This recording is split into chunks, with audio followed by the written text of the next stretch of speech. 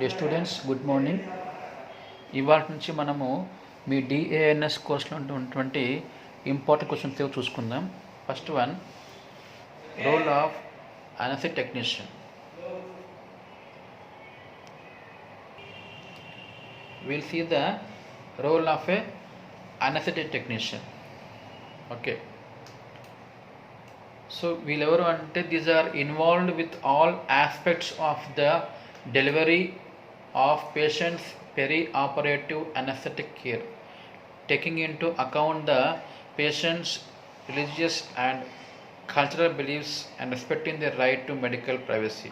ఇది ఏంటంటే వాళ్ళు ఏం చేయాలి, పెరి ఆపరేటివ్ అనస్థెటిక్ కేర్ అంటే బిఫోర్ ది ఆపరేషన్ ఎటువంటి అనస్థెటిక్ కేర్ ఇవ్వడం అనేది ఉంటుందో అది మీరు చేయాలన్నమాట. సో మీకున్నటువంటి రోల్ ఏందో చూద్దాం. ప్రయర్ టు అనెస్థీషియా, అనెస్థీషియా ఇచ్చే ముందు అది టెక్నీషియన్ మీరు ఏం చేయాలి? First one, checking and setting up the anaesthetic machine. Anaesthesia ఇచ్చే మందుని మనం ముందే సెట్ చేసుకోవాలి. Prepare intra Venus drugs, veins ద్వారా ఇచ్చే మందుల్ని ప్రిపేర్ చేసుకోవాలి. Preparing intravenous therapy administration equipment. So IV ద్వారా ఇచ్చే మెడిసిన్స్ యొక్క ఎక్విప్మెంట్ ఉంటుంది కదా, దాన్ని కూడా మనము రెడీ చేసుకోవాలి. Preparing A range of device to maintain the patients airway. Patient యొక్క ఎయిర్వే, శ్వాస అనేది నిరంతరం సాగడానికి ఎటువంటి అడ్డంకులు లేకుండా క్లీన్గా పోవడానికి మనము కొన్ని ఎక్విప్మెంట్స్ వాడుతూ ఉంటాం. ఏవేవి? లారెంజియల్ మాస్క్స్ కావచ్చు, ఎండోట్రాకియల్ ట్యూబ్స్ కావచ్చు, వాటిని మనము ప్రిపేర్ చేయడం. Next one, communicating with the patient when they arrive into the operating theatre. When the theatre loki, when the patient comes there, we have to communicate them, we have to మాట్లాడదాం, వాళ్ళతో మాట్లాడాలి మనం.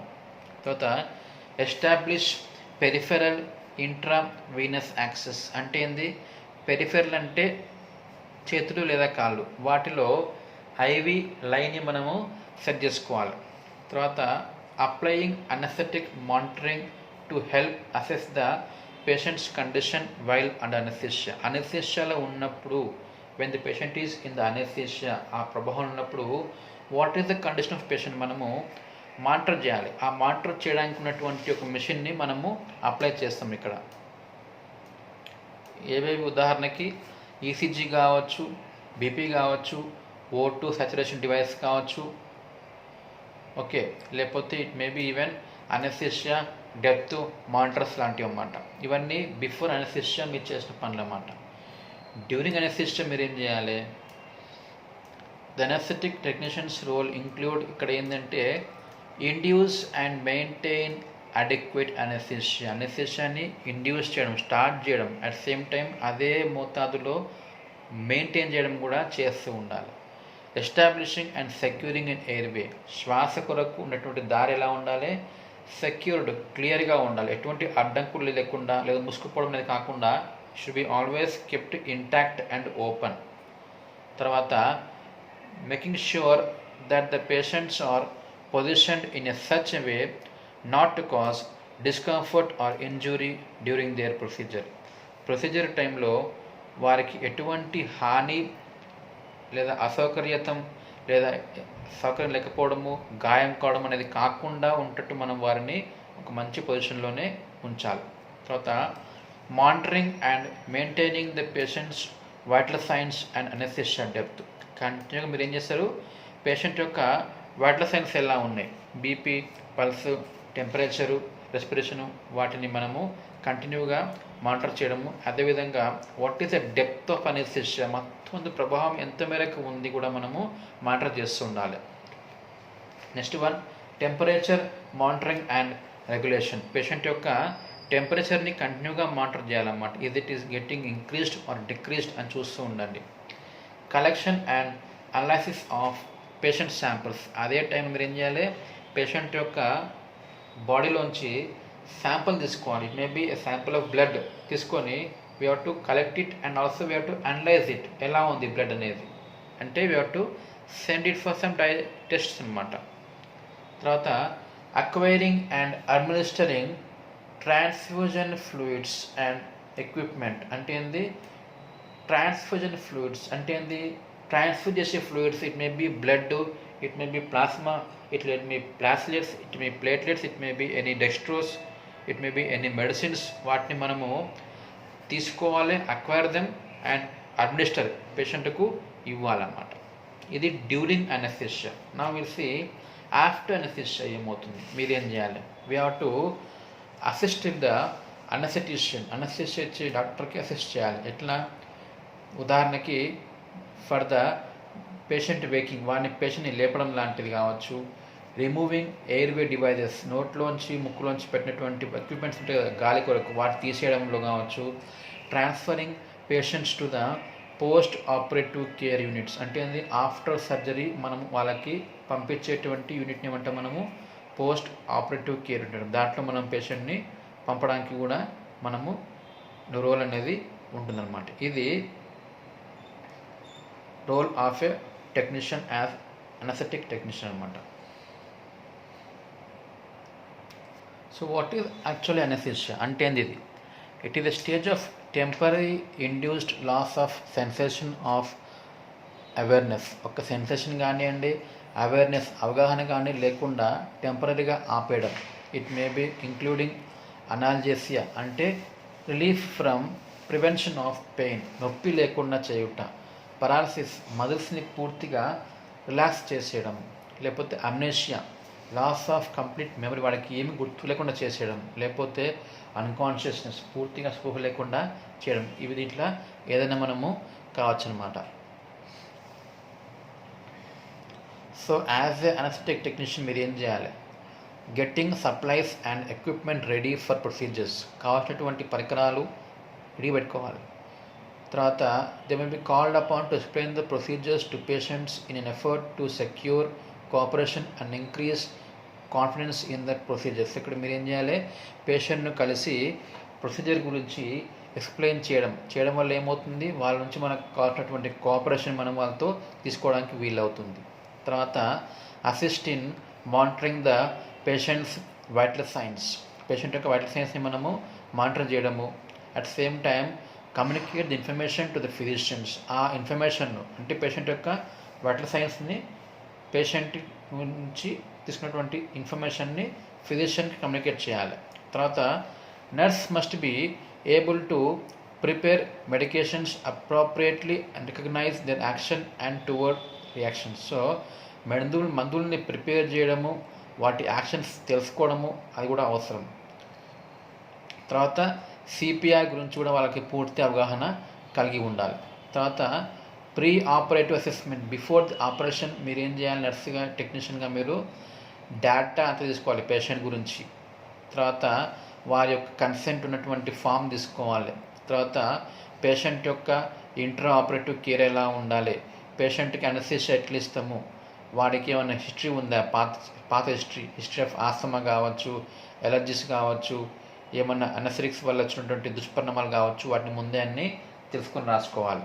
తర్వాత family history అడగాలి. వాళ్ళ family history ఎవరికన్నా ఈ anaesthesia వల్ల ఎటువంటి ఏమైనా ఎఫెక్ట్స్ వచ్చినాయా కనుక్కోవాలన్నమాట. తర్వాత ఎనీ డ్రగ్ ఎలర్జీస్, పేషెంట్కి ప్రస్తుతం ఏమైనా మందులు పడడం లేదా, ఇంక్లూడింగ్ ఈవెన్ హెర్బల్ మెడికేషన్ కావచ్చు. ఎందుకు అంటే అనస్థీషియా చేసేటప్పుడు మనకు ముందే ఐడియా ఉంటుంది అన్నమాట, పేషెంట్కి ఈ మందు పడుతుంది పడదు, ఈ మందు ఇస్తే పేషెంట్కి ఏమైనా ఇంట్రాక్షన్ అవుతుందా, రియాక్ట్ అవుతుందో మనకు ఐడియా వస్తుంది. ఇంకొకటి ఏంది, ఎలర్జీస్ టు కాంట్రాస్ట్ డైస్, అంటే అనస్థీషియా ఇచ్చినాక మన కోసం ఏం చేస్తాం, మనము కొన్ని కాంట్రాస్ట్ డైస్ ఎక్కిస్తాం ఏదైనా డిసీజ్ యొక్క డయాగ్నోసిస్ కొరకు. అటువంటి టైంలో కూడా మనకు ఒకవేళ మనకు ముందే తెలిసి ఉంటే పేషెంట్ యొక్క అలర్జీస్ ఉన్నాయి, ఏమైనా డైస్కి కానివ్వండి, అయోడిన్స్కి కానివ్వండి, అదెసివ్ టేప్ కానివ్వండి, ఎనీ ఫుడ్ అలర్జీస్ కానివ్వండి, లేకపోతే ఏమన్నా లేటెక్స్ అంటే రబ్బర్ దానికి కానీ సెన్సిటివిటీ ఉందా మనం తెలుసుకోవడం ఇంపార్టెంట్. తర్వాత పేషెంట్ యొక్క హిస్టరీ అడగాలి. వీళ్ళు హిస్టరీ ఆఫ్ స్మోకింగ్ కావచ్చు, డ్రగ్ స్మోకింగ్, ఆల్కహాల్, ఇవన్నీ కూడా అడగాలి. తర్వాత పేషెంట్ యొక్క లిప్స్ చూస్తాం. If in case the patient is going to intubation, ట్రాకియాలోకి ట్యూబ్ ఎక్కించబోతున్నాం, అప్పుడు ఏం చేస్తాం మనము, see if he has having any cracked lips, లేకపోతే లాసరేషన్స్, నోరు పగిలింది చూడాలన్నమాట. తర్వాత టీత్ ఎలా ఉంది, ఈజ్ ఇట్ లూజ్ ఆర్ చెప్పుడు చూడాలి. తర్వాత ఎనీ డెంచర్స్, ఏమైనా కట్టుడు పళ్ళు ఉంటే మీరు వాటిని అనస్థీషియా ఇచ్చే ముందు, ముఖ్యంగా ఏ అనస్థీషియా అంటే జనరల్ అనస్థీషియా, అంటే పేషెంట్కి పూర్తిగా స్పృహను కోల్పోయేటట్టు చేసేటువంటి అనస్థీషియా ఇచ్చినప్పుడు వాటిని తీసేయాలన్నమాట. తర్వాత టెల్ ద పేషెంట్ ఏమని, avoid smoking at least 12 hours before the surgery అన్నమాట.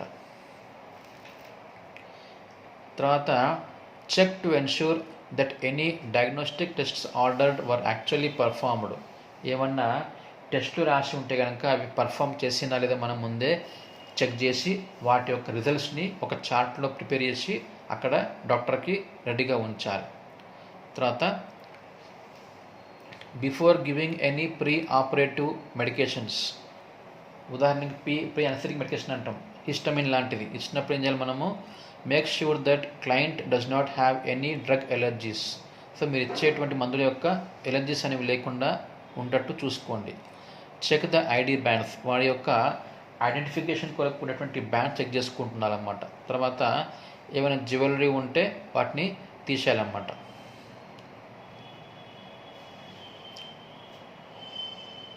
Assist the anaesthesia care plan అన్నమాట ఫిజిషియన్తో. ఎట్లా, select the method for administration of anaesthesia or analgesia, help to administer appropriate medications and anaesthetic agents during the peri anaesthetic or peri analysis. Correct మోతాదు, correct మందులు ఇచ్చినట్టు మీరు help చేయాలి. తర్వాత support the life functions, patient యొక్క life functions అంటే ఏముంటాయి, airway కావచ్చు, బీపీ కావచ్చు, శ్వాస కావచ్చు, టెంపరేచర్ కావచ్చు, ఇవన్నీ మీరు సపోర్ట్ చేయాలి పేషెంట్కు.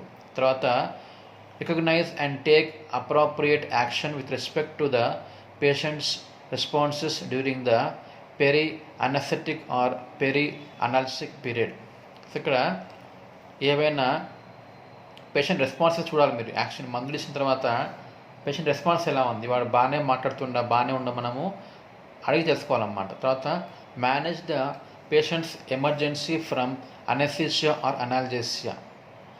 అనస్థీషియా వలన కానీ అనాల్జెసియా వల్ల కానీ ఏమైనా ఎమర్జెన్సీ కండిషన్ వస్తే మీరు మేనేజ్ చేయడానికి కూడా డాక్టర్కి హెల్ప్ చేయాలన్నమాట. తర్వాత ఒక డాక్యుమెంట్ తయారు చేయాలి. ఏమని, టైం ఏమిటి, ప్రొసీజర్ టైం ఎప్పుడు ఉంది, టైమ్ ఆఫ్ ఇండక్షన్ ఎప్పుడు మత్తు మందు ఇవ్వడం స్టార్ట్ చేసిండ్రు, టైమ్ ఆఫ్ ఇన్సెషన్ ఎప్పుడు డాక్టర్ కోత పెట్టిండు, ఇవన్నీ కూడా ఒక డాక్యుమెంట్లో రాసి ఉంచుకోవాలన్నమాట. తర్వాత ఈ డాక్యుమెంట్ రెడీగా చేసి సర్జరీ కన్నా ముందే పెట్టుకోవడం ఉంటుందన్నమాట.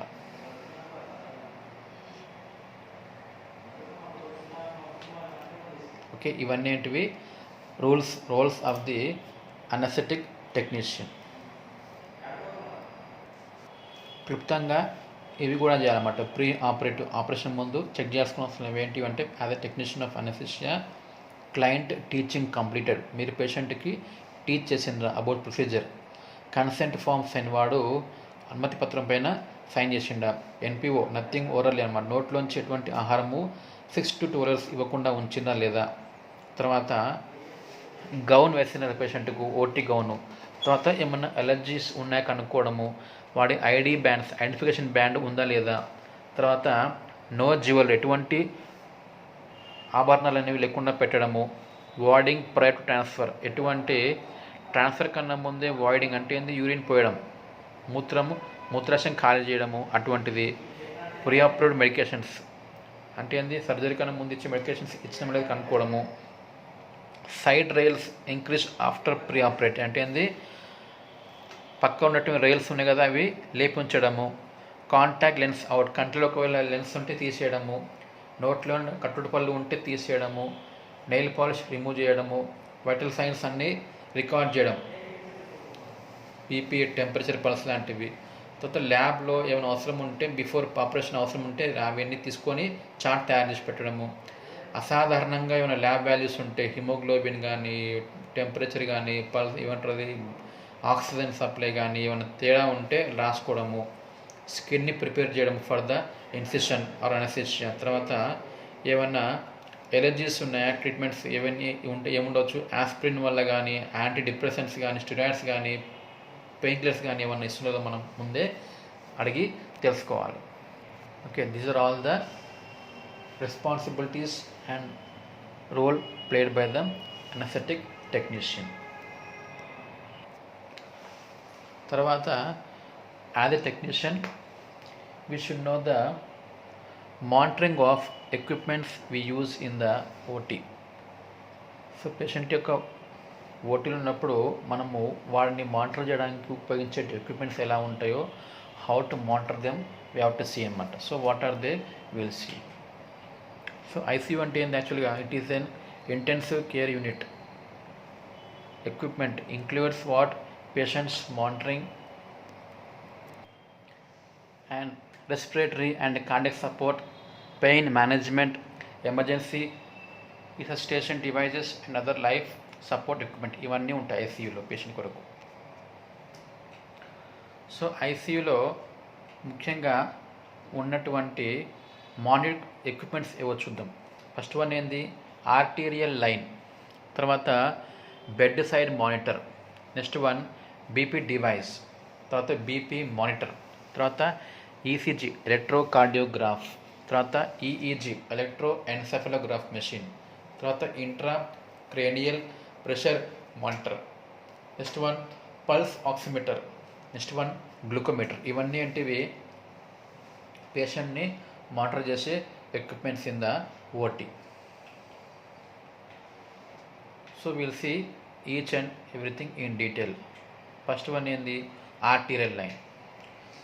It is a method of direct continuous monitoring systemic artery pressure by inserting a catheter into the peripheral artery either in arm or leg. కాలిలో లేదా చేతిలో ఒక పెరిఫరల్ ఆర్టరీ అంటే బయటికి కనిపించే ఆర్టరీ, ఉదాహరణకి in the hands we have radial artery, దాంట్లో ఒక catheter insert చేసి మనం చేస్తే మనము కంటిన్యూగా we monitor the pressure in the arteries. Okay, దీని ఏమంటే మనం ఆర్టీరియల్ లైన్. పర్పస్ ఏంది, it is A way to constantly measure A patients BP. Continue మనము బీపీని చూడడానికి ఉపయోగపడుతుంది అన్నమాట ఇది. ఓకే,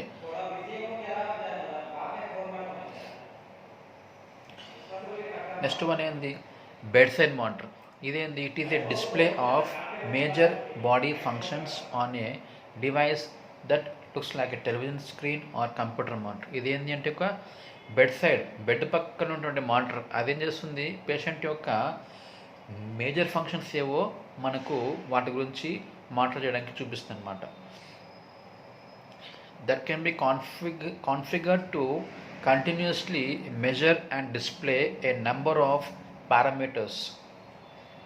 అంటే ఏవేవి BP, pulse, pressure, oxygen pressure కావచ్చు. ఇవన్నీ మనము వయా ఎలక్ట్రోడ్స్ ఆర్ సెన్సార్స్ మనము పేషెంట్ని మానిటర్ చేయొచ్చు అనమాట. దీంట్లో ఏమి ఉండవచ్చు, ఇట్ మే బి ఈఈజీ ఎలక్ట్రోకార్డియోగ్రఫీ కావచ్చు, తర్వాత రెస్పిరేషన్ రేట్ కావచ్చు, బీపీ కావచ్చు, టెంపరేచర్ బాడీ కావచ్చు, కార్డియాక్ అవుట్పుట్ కావచ్చు, amount of oxygen and amount of carbon dioxide in the blood. ఇవన్నీ కూడా ఈ బెడ్ సైడ్ మానిటర్ ఎక్విప్మెంట్ మనకు కనిపించడానికి ఉంటాయన్నమాట. ఇక్కడ చూడండి, what is the purpose of this one అంటే to measure functions like heart rate, respiratory rate, blood pressure, temperature అన్నమాట. ఇవన్నీ చేస్తుంది. ఇంకా క్యాప్నోగ్రఫీ కావచ్చు, oximetry, electroencephalography, pulmonary artery catheters readings, ఇవన్నీ కూడా ఈ బెడ్ సైడ్ మానిటర్ ఎక్విప్మెంట్లు మనకి కనపడడానికి వీలవుతుంది అనమాట. నెక్స్ట్ వన్ ఏంది catheter venous line or catheter. ఇదేంది అంటే it is a IV line, IV ద్వారా ఎక్కించేటువంటిది అనమాట. Inserted into a large vein in the body. Several veins are used for this one అనమాట. ముఖ్యంగా ఎక్కడ అంటే కింద షోల్డర్లో అయితే ఫర్ సబ్క్లేవియన్ వెయిన్, నెక్లో అయితే ఫర్ జుగులర్ వెయిన్, గ్రాయిన్లో అయితే ఫర్ ద ఫిమోరల్ వెయిన్ అనమాట. ఇవ్వండి for the jugular vein and subclavian vein. ఇవన్నీ common sites for the venous catheter అన్నమాట. Okay, it can be jugular, it may be subclavian, it may be axillary, it may be basilic, it may be cephalic, it may be superior vena cava, it may be innominate, ఇట్లా ఉండొచ్చు అన్నమాట. ఇవన్నీ రకరకాల places we use for the venous catheter insertion అన్నమాట. Purpose ఇక్కడ ఏంది అంటే It is used when patient either does not have adequate veins in the arms or needs special medications. అంటే పేషెంట్కి ఏమైంది, ఆర్మ్స్లో, ముఖ్యంగా ఆర్మ్స్లో తగిన విధంగా అంటే అంత మందంగా లావుగా వెయిన్స్ లేవు. అప్పుడు అట్ సేమ్ టైం వాడికి ఏదైనా న్యూట్రిషన్ కానీ మెడికేషన్ కానీ కంటిన్యూగా ఇవ్వాలనుకుంటాం, అప్పుడు కూడా మనము ఇది ఇవ్వాలన్నమాట. ఇంకొంచెం చేస్తుంది ఇది అంటే it also helps for the determination of function of right side of heart యొక్క right side, right atrium and right ventricle ఉంది కదా, వాటి ఫంక్షన్స్ని కూడా ఇది ఎలా ఉందో మనకు నిర్ధారించుకోవడానికి పనికొస్తుంది అన్నమాట.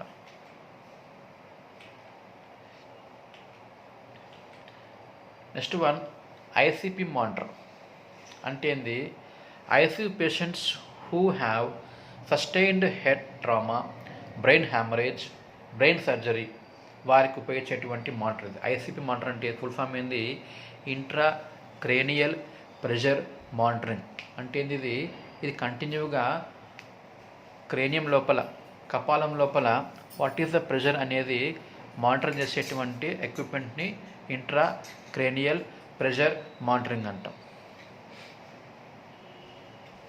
ఎప్పుడు చేస్తామో ముఖ్యంగా ఇది ఏదైనా తలకు గాయమైనప్పుడు, బ్రెయిన్లో రక్తస్రావం అయినప్పుడు, బ్రెయిన్ సర్జరీ అప్పుడు మనము ఇది ఉపయోగిస్తాం. ఐసిపి మానిటరింగ్ పర్పస్ ఏంది, to measure the pressure surrounding the brain.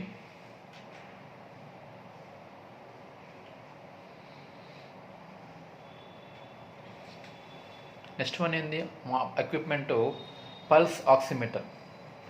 It is a device that measures and displays the oxygen arterial saturation. బ్లడ్లో ఉండి ఇది ఏం చేస్తుంది, బ్లడ్లో ఉన్నటువంటి ఆక్సిజన్ యొక్క సచురేషన్ ఎంత ఉందో మనకు నిర్ణయించడానికి పనికొస్తుంది అనమాట. It is a pulse oximetry. మీరు చూసే ఉంటుంది మామూలుగా, ఇది ఉంటుంది మన ఐసీయూలో. The device is usually placed on the patient's finger లేకపోతే earlobe, toe or nose. ఇది ఏం చేస్తుంది, it gives the saturation of oxygen in the blood అనమాట. నెక్స్ట్ వన్ ఏంది, బ్రీతింగ్ మెషిన్, మెకానికల్ వెంటిలేటర్ అంటాం. Machine which helps the patient to breathe. అంటే the patients who cannot breathe adequately on their own, వాళ్ళంతకు వాళ్ళు they cannot breathe, అప్పుడు మనము ఇది వాళ్ళకి ఇస్తామన్నమాట.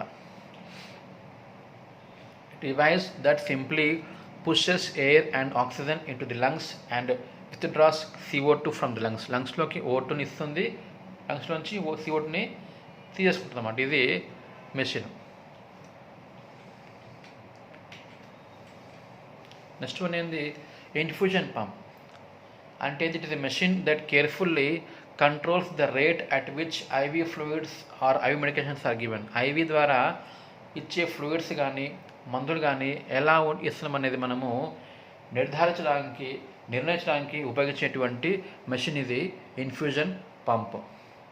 ఎందుకు, పర్పస్ ఏంటి అంటే the rate at which I fluids or medications are given అనేది మనకు క్లోజ్లీ మనము కంట్రోల్ యొక్క మాకు వస్తాం. అంటే we can control what is the speed at which we can give the medicine to the patient అనమాట. నెక్స్ట్ వన్ క్రాష్ చార్ట్ లేదంటే resuscitation chart. అంటే ఏంది, all the equipment and medications which are needed for the CPR, patient యొక్క CPR కొరకు. CPR అంటే ఏంది, cardio pulmonary రీససిటేషన్ అంటాం. అంటే ఏంది, గుండెకు మరియు లంగ్స్కి తిరిగి కోలుకోవడానికి చేసేటువంటి ఫస్ట్ ఎయిడ్ ఇది. దాని కొరకు కావాల్సినటువంటి అన్ని ఎక్విప్మెంట్స్ దీంట్లో ఉంటాయి. దేంట్లో, రీససిటేషన్ కార్ట్లో మనకు ఉంటాయి అన్నమాట. పర్పస్ ఏంది, used only if patient's heart or lungs stop working. Heart లేదా లంగ్స్ అనేవి పూర్తిగా ఆగిపోయినప్పుడు ఈ కార్ట్ని మనము వాడుతూ ఉంటాం అన్నమాట. నెక్స్ట్ ఎక్విప్మెంట్ ఏంది, డీఫిబ్రిలేటర్ అంటాం. ఇదేంది, it is a device that is design to pass electric current through a patient's heart. Patient గుండెల్లోంచి కరెంట్ని పాస్ చేయడానికి ఉపయోగించేటువంటి పరికరం ఇది. చూసినట్టు మీరు ఐరన్ బాక్స్ లాగా కొన్ని ఉంటాయి చిన్నవి. The passing of electrical current through the heart is called డిఫిబ్రిలేషన్. Heart ద్వారా మనము కరెంట్ని పాస్ చేయడాన్ని ఏమంటాం మనము డీఫిబ్రిలేషన్ అంటే. ఎప్పుడైతే హార్ట్ ఆగిపోతుందో, హార్ట్ పనిచేయడం ఆగిపోయిందో అప్పుడు మనము కృత్రిమంగా హార్ట్కి మనము కరెంట్ని సప్లై చేసి తిరిగి మళ్ళీ హార్ట్ కాంట్రాక్ట్ కావడానికి ఉపయోగించినట్టు చేస్తుంటాం మనం. Defibrillation is done through pads placed on the patient's chest. ఛాతీ పైన పెట్టి మనము పేషెంట్కి ఆ ప్యాడ్స్ ఉంచి పేషెంట్లో హార్ట్లో కదలికల్ని మనము రప్పిస్తాం. ఇది డీఫిబ్రిలేటర్. పర్పస్ ఏంది ఇక్కడ? Treated used to restore A patient's heart rhythm to normal. Patient యొక్క హార్ట్ రిథమ్, హార్ట్ కొట్టుకునే తీరుని మరలా నార్మల్ చేయడానికి ఉపయోగించేటువంటి పరికరం అన్నమాట. ఇది డీఫిబ్రిలేషన్. ఇవన్నీ ఏంటివి? పేషెంట్ యొక్క ఓటీలో మనము ఉపయోగించేటువంటి బెడ్ సైడ్ మానిటరింగ్ ఎక్విప్మెంట్స్ అన్నమాట. ఓకే.